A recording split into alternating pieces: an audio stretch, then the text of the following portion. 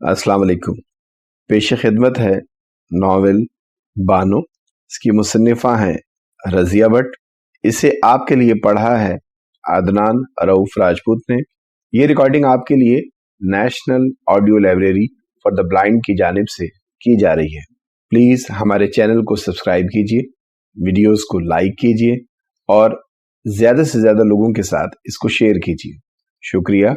अगर आप हमारे ग्रुप का हिस्सा बनना चाहते हैं तो डिस्क्रिप्शन में दिए गए व्हाट्सएप नंबर पर ज्वाइन करें हमें और अपनी कीमती आरा से आगाह करें।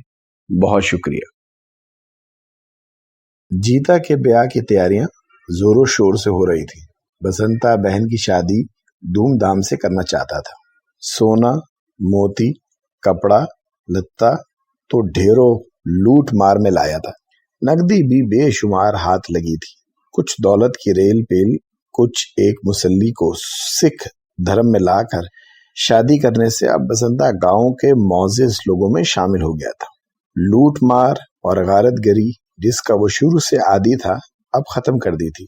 2 बैलगाड़ियां बना ली थी जो गांव से गल्ला, अनाज, जालिंदर मंडी ले जाती थी। बसंते को माकूल कमीशन मिल जाती थी। यूं जिंदगी बड़े ठाठ से गुजर रही थी। मक्खी और माई जूनी दिन रात मसरूफ थी। गांव की कई औरतें जहेज की तैयारी में इनका हाथ बटा रही थी। कपड़ों पर कढ़ाई और गोटा किनारी लगाने में मदद करती थी। रात ढोलक पर गांव की अल्हड़ मुटियारें सुहाग के गीत गाती। दिन रात रौनक ही रौनक होती। बानो अपने आप में मस्त रहती। इसे न पहले घर की खामोशी का एहसास था, न अब रौनक का। हाँ, कभी कभी ढोलक पर गाए जाने वाले सुहाग के गीत इसके कानों में यूं उतरते जैसे कतरा कतरा तेजाब टपक रहा हो। बेचैनी से वो तड़प तड़प उठती। इस घर में रहते इसे महीने नहीं साल बीत चुके थे। होश में बेहोशी और बेहोशी में होश वाली बात थी। पाकिस्तान पहुंचने की तमन्ना शदीद तरीन हो चुकी थी। बस इसे लगन थी तो सिर्फ यही कि बसंती के साथ झड़पें अब तंद तेज हो चुकी थी और लाशऊर में इसे कत्ल कर देने का इंतकामी जज्बा सुलग रहा था। शादी के दिन करीब आ गए थे। दूर पार की रिश्तेदार औरतें घर में आ गई थीं। बच्चे बड़े शादा नजर आते थे। माई जूनी तो दिन रात मसरूफ रहती। जहेज की तैयारी के साथ साथ मेहमान रिश्तेदारों की देखभाल भी करना होती। मक्खी चूल्हा चौका संभाल लेती। ऊपर का काम बानों से लिया जाता था। इस दोपहर मक्खी पीतल के थालों में पीतल की छोटी छोटी कटोरियां रखे भात साग डाल रही थी। हर मेहमान के लिए अलग थाल में खाना परोसा गया था। माई जूनी चारपाई पर अपने 2-4 रिश्तेदारों के साथ बैठी थी। खाने लगे थाल आगे रख रही थी। बानो पानी की बड़ी सी बोतल की गागी सर पर उठाए उधर आई। सतवंत को रगा गर्ज जमीन पर रखवाने को उठी। तू बैठ सतोंती, माई जूनी ने कहा। रख लेगी खुद ही। बानी ने बड़ी दिक्कत से छलकती गागर को उतारकर जमीन पर रख दिया। इसके कपड़े पानी से भीग चुके थे। बगैर कोई बात किए वो वापस मुड़ गई। सुंदरी बड़ी कमजोर हो गई है।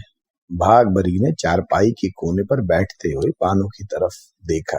हाँ, जब आई थी तो बड़ी सेहतमंद थी। क्यों जूनी? भागभरी ने माई जूनी की तरफ देखा। क्या? पीतल का थाल भागभरी की तरफ बढ़ाते हुए बोली। कुछ है इसे? भागभरी ने अपने पेट की तरफ इशारा करके मायने खेज नजरों से पूछा। माई जूनी ने हाथ ना की सूरत में हिलाते गर्दन इधर उधर नफी अंदाज में हिलाई। मैं तो समझी थी कुछ है, सतवंत कौर ने हंसकर कहा। नहीं सतवंती, कुछ भी नहीं। कोई इलाज विलाज कराना था। 2 साल हो गए। तौबा कर, इस चुड़ैल का इलाज कैसे कराएं? क्यों? पागल है पागल? अरे नहीं तो मान ले मेरी बात, चुप रहेगी तो चुप ही रहेगी, लेकिन जब बिफर जाएगी तो काबू में नहीं आती। ये बात है। हाँ जूनी, तेरा एक ही तो बेटा है, कुछ तो सोच, औलाद तो होनी चाहिए। अब मैं क्या करूं भागभरी, मेरा बस चले तो इसकी और शादी कर दूं। इस बला को पल्ले बांधे बैठा है। इतनी सुंदर पत्नी किस्मत वाली को मिलती है। सुंदर है तो इसे चाटें, फिर पगली पले पड़ गई है। मैं तो बसंते को कई बार कह चुकी हूँ, पर यही कहता है बच्चा इसी मुसल्ली के पेट से होगा। मुसल्ली तो और क्या, अमृत चक्कर भी मुसल्ली है। हाय गुरु, ऐसी ऐसी मार दी है मैंने इससे, लेकिन अपने आप को सिख नहीं कहती, यही कहती है मैं मुसलमान हूँ। माई जूनी भाग बरी और सतवन को बानो की बातें ही करती रही। सतवन कोर का दिल बानो के लिए पिस जा रहा था, लेकिन भाग बरी माई जूनी के सामने हमदर्दी की जरूरत ना कर सकती थी। इधर बड़े दलान में नौजवान लड़कियां जीता के ब्याह के कपड़े टांग रही थीं। जज्बात अंगेज छेड़छाड़ भी जारी थी। नई ब्याही सिक्को अपनी लाल लाल हाथ दांत का जोड़ा चनकाते जीता को हंस हंसकर बड़े बड़े राज की बातें कह रही थी। जीता दिली दिल में खुश होते शर्माने की कोशिश कर रही थी। बानो दरवाजे के साथ लगी खड़ी थी। कमरे के फर्श पर काले खानों वाले खेस डाले लड़कियां बैठी कपड़े टांग रही थी। बैठ जाओ सुंदर, तुम भी, एक लड़की ने कहा। बानो ने इसका कोई जवाब नहीं दिया, एक टुक्कर कपड़ों को देखते गई। ये खुला रहने दूं जीता, या इसे भी टांकना है? सरस्वती ने लाल घोटे से झिलमिलाता दुपट्टा हाथों पर पकड़कर जीता से पूछा। बानो की नजर इस दुपट्टे पर पड़ी। लंबी लंबी किरण, चौड़े गोटे और गोल गोल निकलों से भरा दुपट्टा जगमग जगमग कर रहा था। ये दुपट्टा बानो को मानूस सा लगा। वो आंखें फाड़े इसे देखने लगी। इसके जहन में हलचल सी मच गई। वो सुनहरी पर्दों वाली छिपरकट, वो लाल निकलों वाला जगमगाता दुपट्टा, वो काले बूटों की धीमी धीमी आवाज, वो दिल की आवारा धड़कने, वो जज्बात से बोझल थरथराती आवाज। बानो का सर घूमने लगा। जुल्म की चक्की में पिसते दिन नहीं हफ्ते नहीं साल गुजर गए। बसंता इसकी जिंदगी का लहू पूरी बेईमाना दरिंदगी से चूसता रहा। वो सूख कर कांटा हो गई। इसका जहनी तवाजुन कई बार बिगड़ा। माई जूनी डाइन बनकर इससे चिमटी रही। बानो फिर भी जीती रही। कभी महीनों खामोश रही, कभी मुतवातिर बोलती रही, कभी खलाओं में घूर घूर कर वक्त गुजारा, तो कभी अपने आप को सुंदर कोर बन बन कर पुकारा, तो कभी घंटों नहा नहा कर अपने मुकद्दस वजूद से बसंत की हैवानी लम्स की गलाजत होती रही। ईंट और पत्थर के टुकड़ों से अपना जिस्म रगड़ रगड़ कर इसने कई बार जख्मी कर लिया, लेकिन बसंते के घनाओं ने लम्स का एहसास जहन में हरदम ताजा ही रहा। इस पर कयामतें टूटी और बार बार टूटी, लेकिन इस बार जो कयामत टूटी इसका रंग ही और था। वो हैंडपंप के नीचे बैठी बर्तन मांज रही थी। पीतल की थाली, कटोरियां और गिलास सूखी राख से रगड़ रगड़ कर चमका रही थी। थोड़े से बर्तन थे, लेकिन उसे यूं ही बैठे बैठे 2 घंटे हो चुके थे। माई जूनी और मक्खी चारपाई पर बैठी थी। मक्खी फ्रेम में 2 सूती का रुमाल लिए रंग बिरंगी धागों से गुरु नानक की छवि बना रही थी। माई जूनी इसके साथ आहिस्ता आहिस्ता कुछ बातें कर रही थी। वो इस वक्त बड़ी खुश नजर आ रही थी। सच माँ, मेरा भी यही ख्याल है, मक्खी ने सुई में धागा परोते हुए कहा। तो इससे पूछना तो सही, माई जूनी ने राजदारी से कहा। पूछना क्या है, मुझे पता होता है इसकी तारीख का। जीता की शादी से पहले की बात है ना, मक्खी ने हंसते हुए कहा। जीता के ब्याह को तो खैर से 1.5 महीना भी हो गया। माई जूनी हिसाब लगाते बोली। बस इतने ही दिन ऊपर समझ लो माँ। मक्खी ने बानो की तरफ मुस्कुरा कर देखा। ऐसा हो तो गुरु का नाम चढ़ावा चढ़ाऊंगी। मैं तो ना उम्मीद हो चली थी। माई जूनी उठते हुए बोली। तू जरा टो तो लगा ना। माँ, वैसे मुझे पता है ना, बात ठीक ही है, मक्खी ने कहा और 2 सूती काटने लगी। बानो अब भी सूखी राख से बर्तन साफ कर रही थी। सुंदरी, मक्खी चंद लम्हे इसे देखने के बाद इसके करीब आ बैठी। बानो ने सर उठाकर इसे देखा, फिर तेजी से हाथ चलाने लगी। मक्खी ने इसका कंधा छुआ। इस दफा मक्खी की आंखों में बड़ी मायने खेज मुस्कुराहट थी। अबरू के इशारे से बानो की तरफ इशारे करते हुए नजरों में पूछने लगी। बानो के हाथ रुक गए। हैरत ज़दा आंखों को पूरी तरह खोले मक्खी को देखने लगी। याद है जीता के ब्याह से पहले तेरे दिन आए थे? मक्खी ने राजदारी से कहा। 1.5 महीना हो गया ब्याह को, 20-21 दिन ऊपर हो गए। बधाई हो। क्या? बानो का सर गाड़ी के पहिए की तरह घूम गया। तू माँ बनेगी सुंदरी, मक्खी ने ठंडिया भर कर कहा। मुझे तो माँ बनने की हसरत ही रही। माँ माँ माँ, बानो की आंखें फट जाने को थी। हाँ पगली, खुश हो, अब तेरा नाज बर्दारियां होंगी। माई जूनी को बच्चे की बड़ी हसरत थी। बसंता भी बच्चे के लिए मरा जा रहा था। तो बसंते का बच्चा जनेगी सुंदरी। बच्चा? बसंते का बच्चा? वो जैसे कब्र में बोल रही थी। फिर राख से लथपथ हाथों से अपना पेट मसलते हुए चीखी, नहीं नहीं, ऐसा नहीं हो सकता, मैं बसंते को अपने वजूद में ढलने ही नहीं दूंगी, नहीं नहीं नहीं। राख से भरे हाथों से बानो ने अपने बाल नोच डाले, अपना पेट मसल डाला, चीखते चीखते बेदम हो गई। मक्खी इसकी हालत देखकर घबरा गई, इसे नलके से उठाकर चारपाई पर लाकर बिठाया और घबराए घबराए अंदाज में तसल्ली देने लगी। बानो अपना पेट सख्ती से दबाए दोहरी होकर चीखें जा रही थी। इसके जहनी निजाम को यकजहती और हम आहंगी रेजा रेजा हो गई थी। ये आखिरी वार था, बड़ा शदीद, बड़ा कड़ा। बसंते को जब ये खुशखबरी सुनाई गई तो इसकी बाँछें खिल गई। मैंने कहता था, माँ सब्र कर, गुरु की कृपा हो ही जाएगी। गुरु ने कृपा तो कर दी, लेकिन इस बाउली का क्या?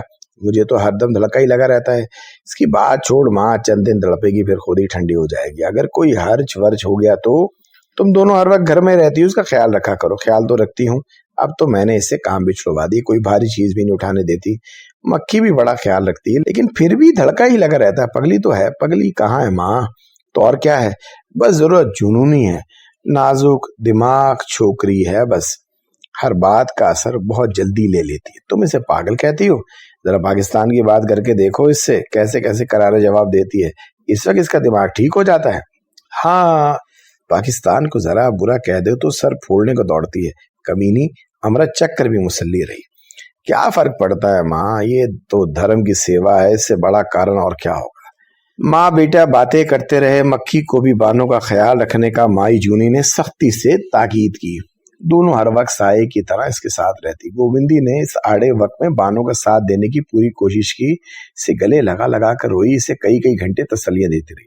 चोरी छुपे छुहारे भी लाकर खिलाए, पाव भर तिल भी चबवा दिए, लेकिन बसंता बानों की कोख में ढल रहा था। किसी तरह भी इसकी खलासी न हो सकी। हाँ, गोविंदी की अखलाकी सहारे ने बानो को एक बार फिर थाम लिया।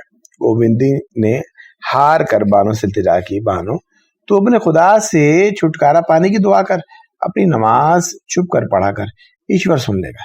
गोविंदी, नमाज तो हम नापाक कपड़ों से भी नहीं पढ़ते, मेरा तो जिस्म इस बसंते ने नजस कर डाला, तू नहीं जानती?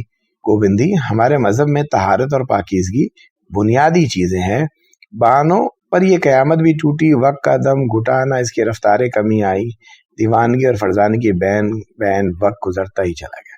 अब तो बानो को अपने वजूद की निजात से भी कराहत महसूस होने लगी। वो जोर जोर से अपने रोज बरोज फूलते पेट पर घूंसे मारती, सीढ़ियों से जानबूझकर अपने आप को गिरा दिया, लेकिन ये गलाजत तो अब इसके बदन में ढल रही थी, छुटकारा ना हुआ। 9 माह की अजियत नाक मुद्दत के बाद बसंता एक नए रूप में इसके जिस्म से अलग हो गया। बानो की कोख से बसंते के बेटे ने जन्म लिया। मिल्लत की बेटी के बदन से एक सिख का बच्चा पैदा हुआ। ये बच्चा जो कुदरत के लगे बंदे निजाम के तहत खुद ब खुद पैदा हो गया, जिसने बानो की कोख से जन्म लिया, लेकिन बानो इसकी माँ नहीं थी।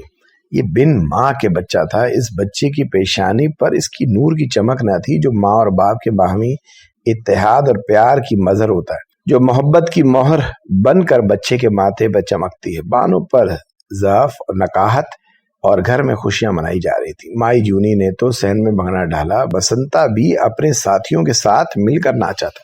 बसंता लोगों की नजरों में एक भगत बन गया था। खुशियां बेटे की पैदाइश पर नहीं मनाई जा रही थी, इस बात पर मनाई जा रही थी कि एक सिख ने धर्म का नाम ऊंचा किया, मुस्लिम कौम के मुंह पर एक जनाटेदार थप्पड़ मारा था, मुसलमानों को जिल्लत अमेज गाली दी थी। गांव के सिख तो सिख हिंदू भी इस मौके पर घी के चराग जला रहे थे, लूडियां डाल रहे थे, भंगड़ा नाच रहे थे।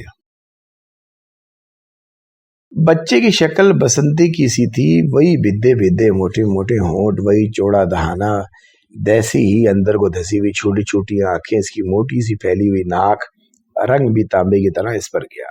आलम में जनू में बानो के हाथ कई बार बच्चे की तरफ बढ़े। इसने बच्चे को मरोड़ डालना चाहा, लेकिन वो ऐसा कभी भी ना कर सकी।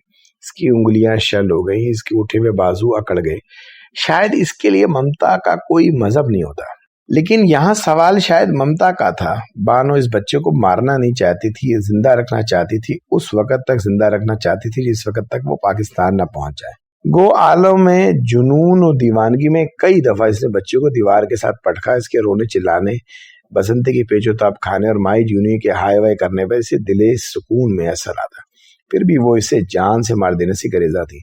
माई जूनी अब खाइफ थी। इस दिन जब बानो ने बच्चे के बाजू पूरी कुव्वत से मरोड़े, बच्चा बिलबिलाया तो माई जूनी ने बानो को धक्का देकर बच्चा इससे छीनना चाहा।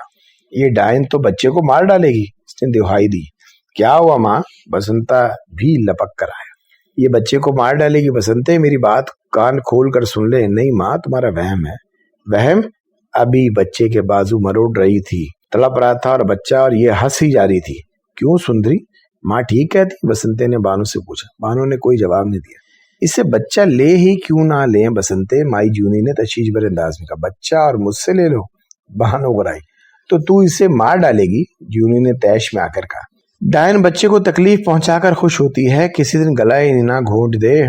मैं इसे नहीं मारूंगी माई, इसे नहीं मार सकती, इसे तो पाकिस्तान लेकर जाऊंगी, बानो ने बच्चे को बाजू में दबाते हुए कहा। बसंता जानता था बानो बच्चे को नहीं मार सकती, ममता के हाथ बच्चे के गले तक नहीं पहुंच सकते। बानो की बात पर हंसकर माँ की तरफ देखा, फिर बानो से बोला, पाकिस्तान ले जाएगी इसे? हाँ, क्या करेगी इसे ले जाकर एक सिख बच्चे से पाकिस्तानियों? ये सिख बच्चा नहीं बसंते, तो और क्या है? ये वो गाली है जो तुमने मुझे नहीं मेरी कौम को दी है। बसंते ने कहका लगाया। बानो घुराई। ये गाली मैं अपनी कौम तक पहुंचाऊंगी बसंते, तेरी मौत मेरी कौम के हाथों वाक़ई होगी। ये गाली मामूली गाली नहीं है, गैरतमंद कौम ऐसी गालियां नहीं खाया करती बसंते, हमने किसी दौर में ऐसी गालियां नहीं खाई। मुझे पाकिस्तान पहुंचने दो, फिर देखना अपना अशर। बहनों की असमत के तकद्दुस के लिए मर मिटने वाले भाई इस गाली को देखकर किस तरह तलब उठेंगे। हे पगली कहीं की, माई जूनी नाक चढ़ाकर चली गई, लेकिन बसंता बानो की दीवानगी में फराजगी का लुत्फ ले रहा था। बानो ने पलंग पर बच्चे को लिटा दिया, खुद इसके करीब बैठ गई। बसंता तकिए को पकड़कर खड़ा रहा। वो बानो को देखकर मुस्कुरा रहा था। इसकी आंखों का तंज बानो महसूस करते बेचैन हो जा रही थी। बसंते को कत्ल कर देने का खूनी जज्बा दिल में उभर रहा था। बड़ा मान है तुझे अपनी कौम पर, बसंते ने दानिस्ता से छेड़ा। तू मेरी कौम को नहीं जानता, इसने दांत पीसते हुए कहा। भगोड़ों की कौम, बसंते ने तंज से भरपूर कहका लगाया। भागते भागते अपनी बहू बेटियों को हमारे ऐश के लिए छोड़ गए। बानो तिलमिला उठी, इसकी आंखों में खून उतरने लगा। पेचोताप खाते हुए इसने बसंते को कहर आलूद नजरों से देखा। कमजोर और बेबस औरतों पर जुल्म ढाने वाले दरिंदों, तुम क्या जानो कि कौमें क्या होती है। बसंता फिर सफाकाना तरीके से हंस पड़ा। इसके मुंह से थूक के चींटे उड़े और बच्चे पर गिरे। बानो ने इसकी कतन परवाह न की। बसंते की बातों से इसका सीना जल रहा था। इसके जहन में शोले भड़कने लगे। वो उड़कर अपनी कौम के पास पहुंचना चाहती थी, अपनी कौम को बताना चाहती थी कि वैश्य दरिंदे तुम्हें भगोड़े कह रहे हैं। उठो और इनकी आंखें नोच लो, इन पर आग बनकर बरस पड़ो, इन्हें तूफान बनकर निकल जाओ। लेकिन पाकिस्तान पहुंचती कैसे? यहाँ आकर इसकी सारी सोचें मुंतशिर हो गई। फिर इसके मुंह में जो कुछ आता कहे जाती, फिर भी वो आग ना बुझती जो जहन को जला रही थी, सीने में भड़क रही थी। बसंता हंस रहा था, बानो का इश्तियाल बढ़ रहा था। इसके हाथ की अंगूठी में तश्न जैसी कैफियत महसूस हो रही थी। बसंते की गर्दन पर नजरें जमाए वो अपने सीने में इंतकामी हैवानी जज्बे का इस्तराब महसूस कर रही थी। सुंदरी, तुझे बड़ा मान है पाकिस्तान और पाकिस्तानियों पर। कभी कभी तो जी चाहता एक बार तुझे वहां ले ही चलूं, फिर तुझे पता चलेगा तेरी कौम किस कराहत और नफरत से तुझसे आंखें फेरती है। तेरा मान टूट जाएगा, तू तीर की तरह सीधी होकर मेरी पत्नी बनी रहेगी। मेरे पाकिस्तानी मुझसे आंखें फेर लेंगे, कराहत और नफरत का इजहार करेंगे। यही तो तेरी भूल है बसंते, तू नहीं जानता मेरी कौम को। हमने अपने अकायद और नजरिए की जंग लड़ी है, जंगों में जाने दी और बस्तियां भी उजड़ती, आबादियां भी वीरान होती, जोर माल भी जाता, असमतें भी लूटती। ये सब वारदातें हम पर गुजर गई तो क्या हुआ? हमें फख्र है, हमने जंग जीत ली है। जीत के सामने तो ये वारदातें हीच हैं। हमने पाकिस्तान एक खत्ता जमीन ही हासिल नहीं किया, अपनी मिली हस्ती के तहफ़्फ़ुज़ को इशार बनाया। हिंदू और अंग्रेज ने हमें मिलकर धोखा दिया, वरना हम यूं ना लुट जाते। खैर फिर भी ये कोई बड़ी बात नहीं। बसंता जोर से हंसा। तो क्या जाने इन बातों को जलील आदमी। कौमों की बका के चिराग शहीदों के लहू से जलते हैं। कौमों के किरदार में इंतकाम की कुव्वत बहनों और बेटियों की लुटी हुई असमतों के चरकों से पैदा होती है। अच्छा ही हुआ तुमने ये चरखे लगाते, वरना हो सकता था मेरी कौम गाफिल हो जाती। तेरी कौम को राह दिखाने वाला तेरा जिना मर गया। अब गाफिल ही समझ अपनी कौम को। मेरी कौम की माएं बांझ नहीं हो गई, वो फिर जिना पैदा करेंगी। जो कश्ती के पतवार संभालेंगे मोहम्मद बिन कासिम पैदा करेंगी, टीपू और तीतू मीर जनेंगी। बसंती ने फिर कहका लगाया, ठीक है, मान करती रहा अपनी कौम पर। बसंते, हम 1000 साल से काफरों के साथ रहकर अपने आप को भूल गए थे। हम सैफुल्लाह हैं, हम कश्तियां साहिल पर जला देने वाले हैं, हम बहरे जुल्मत में घोड़े दौड़ा देने वाले हैं, हमने सलाउद्दीन अयूबी बनकर अंग्रेजों को सरनगू किया, हमने महमूद गजनवी बनकर तुम्हारे बुतों को पांव तले रौंदा। हम अपनी शानदार रवायत को भूल चुके थे, लेकिन अब हम अपने पाकिस्तान में अपनी कौमी किरदार की यही कुव्वतें मुज्तमा करने को पहुंचे हैं। इस भूल की सजा हमने पा ली है। बानो सुंदर कोरें बन गई, ये सजा मेरी कौम ने पाई है, लेकिन याद रख, इस इस्लामी मुमलिकत में लहू की वही शान उद आएगी जो मुसलमान का खासा थी। हम तुमसे इंतकाम लेंगे और जरूर लेंगे। हम सुलह जो हैं, रवादात भी हैं, लेकिन जब चरके खा कर बिफर जाएं तो मौत का तूफान भी नहीं। बहुत जल्द मौत का तूफान तुम पर टूटेगा, मौत का तूफान। बानो खलाओं में घूरते हुए गिरदो पेश से बेगाना कहे जा रही थी। बसंता इसकी तरफ देखकर कह के लगा रहा था। ये कह के खौलती आग थी जो बानो के कानों में टपक रही थी। वक्त गुजरता चला गया, बानो की लगन में वक्त के साथ इस्तेकाम आता गया। पाकिस्तान उड़कर पहुंचने की ख्वाहिश अब तड़प बन गई। दिन रात एक ही रट थी, सुबह शाम एक ही ख्याल था। बच्चे को अब वो बड़ी एहतियात से रखती थी। इसे जरा सा भी कुछ हो जाता वो बेचैन हो जाती। इसका सांस ऊपर का ऊपर और नीचे का नीचे रह जाता। बसंता माँ से कहता, देखा ना कितना प्यार करती है बच्चे से। तू कहती थी मार डालेगी इसे, आखिर तू भी माँ ही है। ममता तो अपनी जगह ही है, लेकिन बानो का मामला बरक्स था। ममता से कहीं ज्यादा ये धड़का था कि बच्चा मर गया तो वो अपने पाकिस्तानी भाइयों को वो गाली क्यों कर पहुंचाएगी जो बसंते ने इन्हें दी। गोबंदी का भाई शमशेर सिंह पूरे 6 साल बाद वतन लौटा। बड़ा सुलह जो इंसान था, ख्यालात में वसत और पाकीज़गी थी। तकसीम हिंद के वक्त मुल्क में पैदा होने वाली सूरत हाल का अशीर भी इसे मालूम ना था। यहाँ आकर इसने हालात सुने तो पांव तले से जमीन निकल गई। गोबंदी ने बानो के मुतालिक इसे सब कुछ बताया। भापा जी, किसी दिन आपको दिखाऊंगी। अब तो इसका कोई हाल ही नहीं। जब आई थी तो इतनी सुंदर और ऐसी भोली भाली थी कि क्या बताऊं। उफ! शमशेर सिंह बानो की खोज का दास्तान सुनते ही लरज उठा। कहाँ की रहने वाली है? शायद लुधियाना की। हाँ, लुधियाना ही पुकारती थी। अब तो इसे पिछली कोई बात जैसे याद ही नहीं। क्यों? दिमाग खराब हो गया इसका। ओह, 4 बातें सीधी करेगी तो 4 उलट मार जाएगी बेचारी। पापा जी, किसी तरह इसके पाकिस्तान जाने का संबंध नहीं हो सकता। क्यों? वो जाना चाहती है। तुम तो कहती इसका दिमाग ठीक नहीं। पापा जी, सब बातें भुलाकर इसने एक ही बात की है। वो क्या? पाकिस्तान। वो पाकिस्तान जाना चाहती है। चाहती क्या? पाकिस्तान के लिए दिन रात तड़प रही है। वहां उसका कोई है। वो तो हर वक्त कहती है पाकिस्तान मेरा अपना घर है, वहां के लोग मेरे अपने हैं। वैसे इसका मंगेतर पाकिस्तान में है। फिर तो इसे भिजवाने की जरूर कोशिश करनी चाहिए गोबंदी। लेकिन इसका मंगेतर अब इसे ऐसे कबूल कर लेगा? ना करे पापा जी। बानो इस जुल्म से तो निजात पा लेगी। अपनों में होगी तो जिंदगी किसी न किसी तरह गुजार ही लेगी। कुछ नहीं तो इस बदनसीब की एक ख्वाहिश तो पूरी हो जाएगी। आपको कैसे बताऊं कि वो बिना जल की मछली की तरह किस तरह तड़पती है। यकीन नहीं आता गोबंदी की इंसान दरिंदा बन गया है। पापा जी, आप यहाँ होते तो देखते कि गांव में जब फसाद हुआ तो क्या कयामत टूटी थी गरीब मुसलमानों पर। पापा जी हूँ। जालिंदर में तो आपकी काफी वाकफियत है ना। हाँ, किसी बड़े अफसर से मिलकर बानो को यहाँ से छुटकारा दिलवा दे।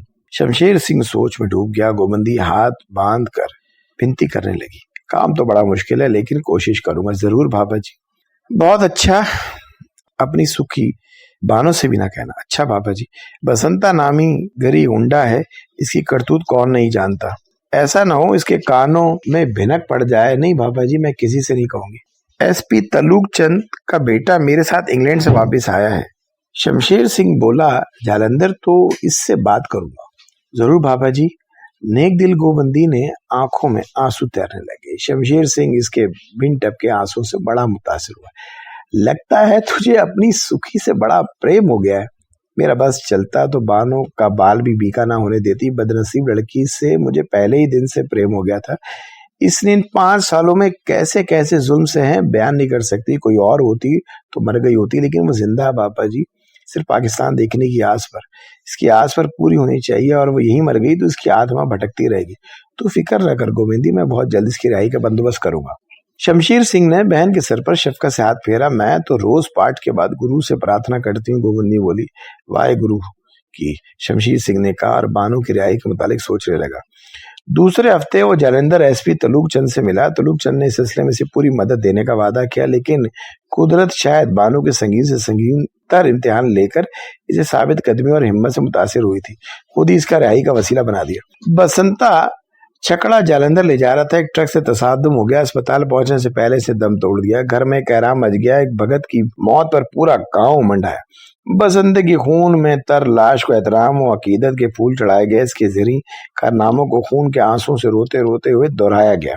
माई जूनी ने अपना सीना पीट लिया, जीता ने अपने बाल नोच लिए, मक्खी भी रोती फिरी। गांव की औरतों ने बानों के बालों में राख डाली, इसके सर पर सफेद मोटा दुपट्टा डाल दिया, इसकी पुष्ट पर दो तड़ मार मार कर बसंते का स्यापा किया। लेकिन आज बानो की खुशी का ठिकाना ना था। वो हंस रही थी, मुस्कुरा रही थी, कह के लगा रही थी बसंता मर गया। नहीं, जुल्म मर गया। बानो जुल्म की आनी गिरफ्त से आजाद हो गई थी। अब इसको पाकिस्तान पहुंचने के रास्ते साफ हो गए थे। सारा घर क्या, पूरा गांव इस रात जागता रहा। सुबह बसंते का क्रियाक्रम था, इसे एक एजाज से जलाना था। संदल और घी इकट्ठे किए जा रहे थे। रात सब जाग रहे थे, लेकिन एक बानो थी जो आज मुद्दत के बाद गहरी पुरसुकून नींद सो रही थी। माई जूनी और जीता तो इसके बाल झुलूड़े थे, इसकी बोटियां नोची थी, लेकिन वो आह करने के बाद बेखबर सोती रही। बसंते की मौत से शमशीर सिंह की कोशिश भी बहुत हद तक आसान हो गई। एसपी तलूक चंद बा नफीस इस गांव में पहुंचा, बानो से मिला और वहीं से पाकिस्तान पहुंचने का मज़दा सुनाया। सिख बिरादरी हैरान थी। माई जूनी ने वावेला मचाया। गांव के बुजुर्गों ने इसे बसंती की आत्मा का सुख चैन गंवाने के मुतरादिफ जाना, लेकिन एसपी तलूक चंद ने किसी की न मानी। माई जूनी बच्चे को देने पर किसी तौर पर आमादा ना होती थी। गांव वाले भी इस बात पर लगे, लेकिन बानो जिस तरह बच्चे को अपने वजूद में छुपाने की कोशिश कर रही थी, तलूक चंद से बर्दाश्त न हो सका। शमशीर सिंह ने भी बानो का साथ दिया। फिर बानो इन दोनों की वस्ताहत से बच्चे समेत जालंधर पहुंच गई, जहां मगविया औरतों की बरामदी के लिए मुसलमान कारकुन मौजूद थे। गोविंदी शमशीर सिंह के साथ बानो को जालंधर तक छोड़ने आई थी। बानो पहले गम की शिद्दत से हवास बागता थी, अब खुशी के इंतजार से बहकी जा रही थी। गोविंदी रोती आंखों से इससे लिपट गई थी। बानो ने खुदा जाने किस जज्बे के तहत इन आंखों को चूम लिया जिनसे सावन भादों की झड़ियां लगी थी। बानो के अलावा 7 और लड़कियां भी मशरकी पंजाब के मुख्तलिफ इलाकों से बरामद की गई थी। हर लड़की जोरू, सितम, जबरो, तशद्दुद और जुल्मो इस्तबदाद की जीती जागती दास्तान थी। इन 7 लड़कियों में साबरा सुल्ताना भी थी, जिसके दोनों हाथ वहशी दरिंदों ने उस वक्त काट डाले थे जब वो अपनी आबरू के तहफ़्फ़ुज़ के लिए तड़प तड़प कर इनके सामने हाथ जोड़ी थी। इनमें लंगड़ी फिरोजा भी थी, जो अपनी अस्मत बचाने के लिए 3 मंजिला मकान से कूद गई, लेकिन मौत न आई, आग की भट्टी में जलने के लिए जिंदा रही। फिरोजा के साथ साथ नसीम बेगम भी थी, जो 5 साल में 4 बच्चे जम चुकी थी, लेकिन इन बच्चों की मोहब्बत पर मुल्क और मिल्लत की मोहब्बत गालिब आई थी। वो पाकिस्तान के लिए इन बच्चों को रोता बिलखता छोड़ आई थी। हर लड़की दिल हिला देने वाली दास्तान थी, जीता जागता सदमा थी। 7 में से 6 के अजीजो अकारब यहीं कट चुके थे। पाकिस्तान में सिवाय पाकिस्तानियों के इनका कोई नहीं था। फिर भी ये यको तन्हा लड़कियां इस पाक वतन की तरफ खींची चली आई थी। ये लुटा हुआ कारवां वागा पहुंचा। अफवाह कारकुन औरतें यहाँ पहुंच चुकी थी। कुछ दर्दमंद दिल रखने वाले मर्द भी मौजूद थे।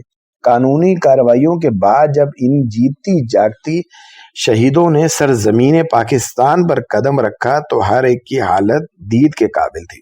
कोई इस पाक मट्टी को सजदे कर रही थी, कोई फजा को अकीदत से देख रही थी, कोई सिसकियां भर रही थी, कोई खुश्क आंखों में मुसरत के फूटते चश्मे को बेरोक टोक बहने दे रही थी। इन मजलूमों की दिलजोई, तसल्ली, तशफ़ी के लिए हर फर्द कुछ न कुछ कह रहा था। कोई सिसकियां भरने वाले के सर पर हाथ फेर रहा था, कोई कटे हाथों वालों का इस्तराब देखकर आंसू पी जाने की कोशिश कर रहा था। बानो अपने बच्चे को कंधे से लगाए इन सब से अलग थलग खड़ी थी। इसने बेताब होकर आंसू बहाए, न निडाल होकर तिवराई। ये तो एक टिक हैरान होकर इधर उधर देख रही थी। ये पाकिस्तान है? वो बड़बड़ाई। इसने आसमान की तरफ देखा, बैठकर मिट्टी को छुआ, शजरो हिजर पर नजर डाली। इसकी आंखें फैलती चली गई। मुड़कर इसने भारतीय इलाके के आसमान को देखा। पाकिस्तान का आसमान भारत के आसमान से मुख्तलिफ ना था। मिट्टी भी वैसी थी, दरख्त, घास, पौधे, पत्थर, पानी सब वैसा था। इसे जबरदस्त ज़हनी धचका लगा। इसका फिरदौसी तस्वर लरस गया। पाकिस्तान भारत, भारत पाकिस्तान, क्या फर्क था दोनों में? کیا حد فاصل تھی، کیا شے تھی جس کے لیے وہ متواتر 5 سال مرتی رہی؟ اس کا سر گھومنے لگا۔ ایک بڑے سے پتھر سے ٹیک لگا کر اس نے سہارا لیا۔ مغویاں لڑکیوں کو دارالامان لے جانے والی بس میں سوار کرایا جا رہا تھا۔ بدنصیب لڑکیوں کے قدم خوشی سے بہکے جا رہے تھے۔ ادھر بانو کے خیالات بہکے جا رہے تھے۔ السلام علیکم۔ وعلیکم السلام۔ کیا حال ہے؟ شکر الحمدللہ۔ بس ڈرائیور کسی آدمی سے مصافحہ کر رہا تھا۔ بانو چونک کر پلٹی۔ السلام علیکم۔ وعلیکم السلام اور شکر الحمدللہ۔ یہ شہد بھرے الفاظ کے کانوں میں ٹپکے۔ ان میٹھے اور دل نشیں الفاظ کی حلاوت آج اس نے پورے 5 سال بعد چکھی۔ ان حسین الفاظ نے اسے احساس دلایا کہ وہ کہاں پہنچ چکی ہے۔ پاکستان اور بھارت کا فرق اسے محسوس ہونے لگا۔ وہ آنکھیں پاڑے دونوں آدمی کو دیکھتی رہی، پھر دیوانہ وار چیخی، وفود مسرت سے چلائی، پاکستان، میرا پاکستان، میرا اپنا پاکستان، پاک لوگوں کا پاک وطن، عرب کے صحراؤں سے اٹھی ہوئی صداؤں کی تکمیل کا مرکز، محمد بن قاسموں کا دیس، محمد غزنویوں کا مقام، بہنوں کے آبروؤں کی خاطر طوفان سے ٹکرا جانے والوں کا وطن، صداقت اور دیانت کا گوشہ، لا الہ الا اللہ کی بنیادوں پر اٹھائے ہوئے نظام اور ایمان افروز طریق حکومت کی مملکت۔ یہاں کوئی بسنتا نہیں، یہاں کوئی بسنتا نہیں۔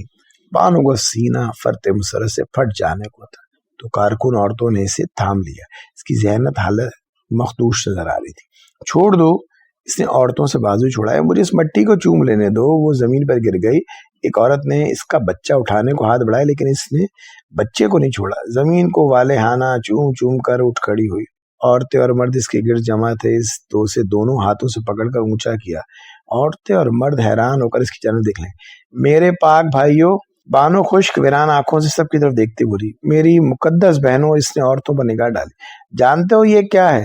تم نہیں جانتے، میں تمہیں بتاتی ہوں۔ یہ بچہ نہیں، گالی ہے۔ گالی ہے جو بسنتے نے مجھے نہیں تمہیں دی ہے۔ اس کا تمہیں انتقام لینا ہوگا۔ تم غیرت مند ہو۔ غیرت مند گالیاں نہیں کھایا کرتے، اپنی آبرو کے لیے مر مٹنے کی قسمیں کھایا کرتے ہیں۔ عورتیں تو عورتیں، مردوں کی آنکھیں بھی بانو کی حالت اور باتوں سے نم ہو گئیں۔ دارالامان میں بھی بانو کئی دن تک یہی حالت میں رہی۔ اس سے جب بھی پوچھا جاتا پاکستان میں آپ کا کوئی عزیز ہے تو ہنس کر جواب دیتی، آپ کیسے سوال کرتے ہیں؟ پاکستان کا ہر فرد میرا عزیز ہے، لیکن بی بی تمہیں کہیں تو پہنچنا ہوگا۔ کہیں بھی پہنچا دو، کسی گھر میں بھی چھوڑاؤ، ہر آنکھ میری منتظر ہے، ہر دل میری جگہ ہے۔ یہ پاکستان ہے، بھارت تو نہیں۔ یہاں تو سب سلیم ہے، کوئی بسنتا نہیں۔ بانو کا ہر پاکستانی پر بھرپور اعتماد تھا۔ اپنی لوٹی ہوئی آبرو کا بڑا مان تھا۔ بانو کے اعتماد اور مان پر سر خود بخود ندامت سے نگو ہو جاتے۔ بانو کی بڑی درد مندی سے دیکھ بھال کی گئی۔ اسے پرسکون نیند کے لیے روز گولیاں کھلائی جاتی ہیں، اچھی خوراک مہیا کی جاتی، تسکین و تسلی کے پائے اس کے زخموں پر خلوص سے رکھے جاتے۔ 4-5 دن بعد اس کے حواس کچھ بحال ہوئے۔ پیار و محبت کی مسیحائی نے اس بانو کو زندہ کرنے کی کوشش کی جو مر چکی تھی۔ اس خالی خول میں وہی روح پیدار ہونے لگی جو حوادث نے موت کی نیند سلا دی تھی۔ اب بانو بالکل چپ تھی، ہر وقت سوچتی رہتی۔ 5 سال کا عرصہ وہ بسنتے کے گھر گزار آئی تھی، چپتی ہوئی حقیقت تھی۔ وہ کیا تھی اسے یاد آ رہا تھا، اور اب کیا ہے اسے بھول جانا چاہتی تھی۔ دارالامان کے نگران اور دوسرے کارکنوں کا رویہ بڑا ہمدردانہ تھا۔ بیگم صوفی نے اس دن بانو کو اپنے سینے سے لگا کر پیار کیا، بڑے خلوص سے اس سے باتیں کرنے لگی۔ بانو بھی اس وقت سکون تھی، محبت کی گرمی سے اس کا درد پگھلنے لگا۔ ہم سب تمہارے بہن بھائی ہیں، ہمارا ملی رشتہ ہے، لیکن کچھ خون کے رشتے بھی ہوتے ہیں، کچھ روحوں کے رشتے بھی ہوتے ہیں۔ تمہارا پاکستان میں کوئی خونی کوئی روحانی رشتہ دار ہوئے؟ بیگم صوفی نے اس کے بالوں پر ہاتھ پھیرتے ہوئے پوچھا۔ بانو کی آنکھوں میں مدت کی اڑتی ہوئی دھول گیلی ہونے لگی۔ برسوں بعد ان کی آنکھوں میں نمی آئی۔ اس نے بے صد سسکی کو ہونٹوں تلے دباتے ہوئے سر حسبات میں ہلایا۔ بیگم صوفی خوش ہو کر جلدی سے بولی، کیا تم ان کا پتہ جانتی ہو؟ کون ہے وہ؟ حسن بانو کی ویران آنکھوں اور دھول سیلاب کی نظر ہو چکے تھے۔ کیا کام کرتے ہیں؟ کہاں رہتے ہیں؟ بیگم صوفی نے جلدی سے پوچھا۔ وہ سیلاب کی طوفانی کیفیت دیکھ رہی تھی۔ سیلاب کی تباہی مچانے سے پہلے ہی وہ سب کچھ پوچھ لینا چاہتی تھی۔ Engineer PWP Rawalpindi. بانو نے رک رک کر یوں کہا جیسے عالم نظام میں ہو۔ سیلاب پوری قوت سے ٹوٹ پڑا۔ بیگم صوفی نے جلدی سے پتہ نوٹ کر لیا۔ پھر دنوں کے وقفوں کے بعد بیگم صوفی بانو کے متعلق اتنا جان سکی کہ ان کے والد کا نام نصیر الدین ہے اور وہ لدھیانہ کی رہنے والی ہے۔ حسن کو راولپنڈی کے پتے پر اطلاع دے دی گئی۔ خط پنڈی سے ہوتا ہوا لاہور آیا، حسن کو ملا और फिर बानो दारुल अमान से हसन के घर पहुंच गई।